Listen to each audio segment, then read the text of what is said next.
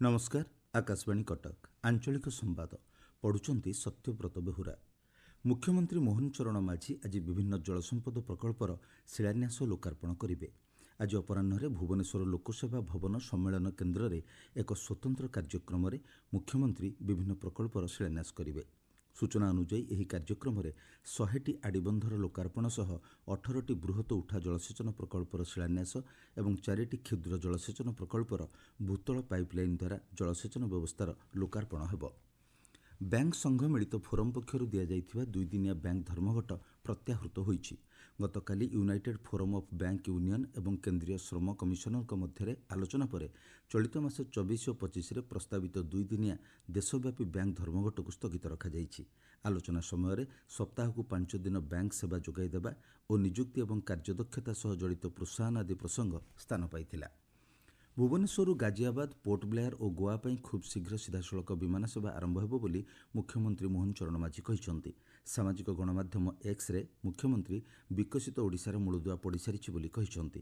ଏହି ବିମାନ ସେବା ରାଜ୍ୟର ଅର୍ଥନୈତିକ ବିକାଶକୁ ତ୍ୱରାନ୍ୱିତ କରିବା ସହ ବିମାନ ସେବା ଓ ଯୋଗାଯୋଗ ବ୍ୟବସ୍ଥାରେ ନୂଆ ଅଧ୍ୟାୟ ଯୋଡ଼ିବ ବୋଲି ମୁଖ୍ୟମନ୍ତ୍ରୀ ପୋଷ୍ଟ କରିଛନ୍ତି। ସୂଚନାଯୋଗ୍ୟ, ଆସନ୍ତା ଏପ୍ରିଲ 1 ତାରିଖରେ ଭୁବନେଶ୍ୱରରୁ ଗୋଆକୁ ସିଧାସଳଖ ବିମାନ ସେବା ଆରମ୍ଭ ହେବାକୁ ଥିବାବେଳେ ଚଳିତ ମାସ 30 ତାରିଖରେ ଗାଜିଆବାଦ ଏବଂ ପୋର୍ଟ ବ୍ଲେୟାରକୁ ସିଧାସଳଖ ବିମାନ ସେବା ଆରମ୍ଭ ହେବ।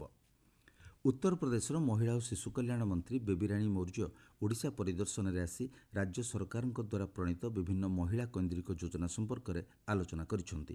ଉପମୁଖ୍ୟମନ୍ତ୍ରୀ ପ୍ରଭାତୀ ପରିଡ଼ା ଶ୍ରୀମତୀ ମୌର୍ଯ୍ୟଙ୍କୁ ସୁଭଦ୍ରା ଯୋଜନାର କାର୍ଯ୍ୟକାରିତା ଓ ସଫଳତା ସମ୍ପର୍କରେ ସବିଶେଷ ତଥ୍ୟ ଦେଇଥିଲେ।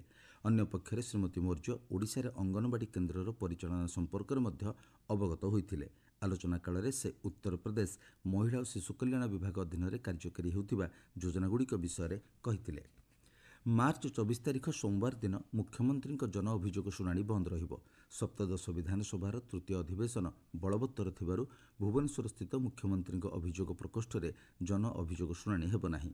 ପରବର୍ତ୍ତୀ ଅଭିଯୋଗ ଶୁଣାଣି ତାରିଖ ଗଣମାଧ୍ୟମ ଜରିଆରେ ଜଣାଇ ଦିଆଯିବ ବୋଲି ସାଧାରଣ ପ୍ରଶାସନ ଓ ଅଭିଯୋଗ ବିଭାଗ ପକ୍ଷରୁ ସୂଚନା ଦିଆଯାଇଛି। ଚଳିତ ମାସ 31 ତାରିଖରେ ଇଦ୍ ଉଲ୍ ଫିତର, ଅପ୍ରେଲ 6 ତାରିଖରେ ରାମନବମୀ ଓ 14 ତାରିଖରେ ହନୁମାନ ଜୟନ୍ତୀ ଏବଂ ମହାବିଷୁବ ସଂକ୍ରାନ୍ତି ପଡ଼ୁଥିବାରୁ ନିରାପତ୍ତା ତଥା ସୁରକ୍ଷା ନିମନ୍ତେ ପୋଲିସ ପକ୍ଷରୁ ବ୍ୟାପକ ବନ୍ଦୋବସ୍ତ କରାଯିବ।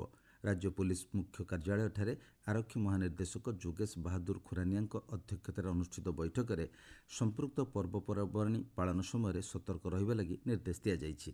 ବିଶେଷକରି ସାମାଜିକ ଗଣମାଧ୍ୟମରେ ବିଭ୍ରାନ୍ତିକର ତଥ୍ୟ ଉପରେ ସାଇବର ସେଲ୍ ଦ୍ୱାରା 24 ଘଣ୍ଟିଆ ନଜର ରଖାଯିବ ବୋଲି ନିଷ୍ପତ୍ତି ହୋଇଛି। କେନ୍ଦ୍ରାପଡ଼ା ଜିଲ୍ଲା ଆଳି ବିଧାନସଭା ନିର୍ବାଚନ ମଣ୍ଡଳୀର ପୂର୍ବତନ ବିଧାୟକ ଦେବେନ୍ଦ୍ର ଶର୍ମାଙ୍କର 67 ବର୍ଷ ବୟସରେ ପରଲୋକ ଘଟିଛି।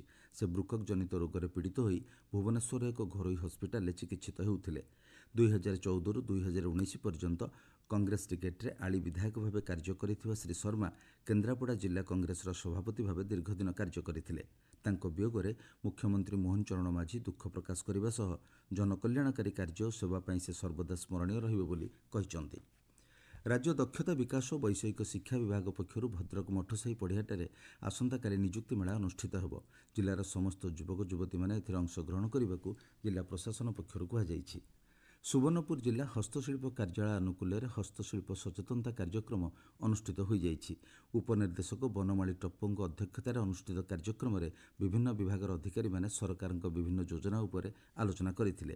ଏଥିରେ 20ରୁ ଅଧିକ କାରିଗରଙ୍କୁ ପରିଚୟପତ୍ର ପ୍ରଦାନ କରାଯାଇଥିବା ବେଳେ 5 ଜଣ ହସ୍ତଶିଳ୍ପ କାରିଗରଙ୍କୁ କାର୍ଯ୍ୟାଦେଶ ପ୍ରଦାନ କରାଯାଇଥିଲା। ଗଞ୍ଜାମ ଜିଲ୍ଲା ପୋଲସରାସ୍ଥିତ ଗୋପବନ୍ଧୁ ହାଇସ୍କୁଲ ପ୍ରାଙ୍ଗଣରେ ବ୍ଲକସ୍ତରୀୟ ଭୀମଭୋଇ ଭିନ୍ନକ୍ଷମ ସାମର୍ଥ୍ୟ ଅଭିଯାନ ଶିବିର ଅନୁଷ୍ଠିତ ହୋଇଯାଇଛି। ମତ୍ସ୍ୟ ଓ ପ୍ରାଣୀ ସମ୍ପଦ ବିଭାଗ ମନ୍ତ୍ରୀ ଗୋକୁଳାନନ୍ଦ ମଲ୍ଲିକ ଶିବିରକୁ ଉଦ୍ଘାଟନ କରି ଦିବ୍ୟାଙ୍ଗମାନଙ୍କୁ ବିଭିନ୍ନ ଉପକରଣ ପ୍ରଦାନ କରିଛନ୍ତି। ନୂଆପଡ଼ା ଜିଲ୍ଲାରେ ବିଶ୍ୱ ବନ ଦିବସ ପାଳନ ଅବସରରେ ପ୍ରକୃତି ଓ ଜଙ୍ଗଲ ପ୍ରତି ଜାଗରଣ ସୃଷ୍ଟି କରିବା ଉପରେ ଗୁରୁତ୍ୱ ପ୍ରଦାନ କରାଯାଇଛି। ଏଥିରେ ଯୋଗ ଦେଇଥିବା ଅତିଥିମାନେ ପ୍ରାଣୀ ଜଗତ ତଥା ପରିବେଶକୁ ସୁରକ୍ଷା ଦେବା ଲାଗି ପରାମର୍ଶ ଦେଇଛନ୍ତି। କାଳବୈଶାଖୀ ଯୋଗୁଁ ବାଲେଶ୍ୱର ଓ ମୟୂରଭଞ୍ଜରେ ବ୍ୟାପକ କ୍ଷୟକ୍ଷତି ହୋଇଥିବା ଜଣାପଡ଼ିଛି। ଗତ ସନ୍ଧ୍ୟାରେ ବାଲେଶ୍ୱର ଭୋଗରାଇ, ଜଳେଶ୍ୱର ଓ ବାଲିଆପାଳ ଅଞ୍ଚଳରେ କାଳବୈଶାଖୀରେ ବିଦ୍ୟୁତ୍ ଖୁଣ୍ଟଗୁଡ଼ିକ ପଡ଼ିଯିବା ସହ ବାସଗୃହଗୁଡ଼ିକ କ୍ଷତିଗ୍ରସ୍ତ ହୋଇଛି। ରାଜ୍ୟର ବିଭିନ୍ନ ଜିଲ୍ଲାରେ ଆସନ୍ତା 24 ତାରିଖ ପର୍ଯ୍ୟନ୍ତ କାଳବୈଶାଖୀ ସମ୍ଭାବନା ରହିଥିବା ଭୁବନେଶ୍ୱର ଆଞ୍ଚଳିକ ପାଣିପାଗ ବିଜ୍ଞାନ କେନ୍ଦ୍ର ପକ୍ଷରୁ ସୂଚନା ମିଳିଛି। ଏହାର ପ୍ରଭାବରେ କିଛି ସ୍ଥାନରେ ଘଣ୍ଟା ପ୍ରତି 50ରୁ 60 କିଲୋମିଟର ବେଗରେ ପବନ ବହିବାର ସମ୍ଭାବନା ରହିଛି। ଆସନ୍ତା 4 ଦିନ ପର୍ଯ୍ୟନ୍ତ 15ଟି ଜିଲ୍ଲାରେ କାଳବୈଶାଖୀ ନେଇ ସତର୍କତା ଜାରି କରାଯାଇଛି। ଆଞ୍ଚଳିକ ସମ୍ବାଦ ବର୍ତ୍ତମାନ ପାଇଁ ଏତିକି। ପରବର୍ତ୍ତୀ ଆଞ୍ଚଳିକ ସମ୍ବାଦ ଶୁଣିପାରିବେ ଅପରାହ୍ନ 2ଟା 32 ମିନିଟ୍ରେ।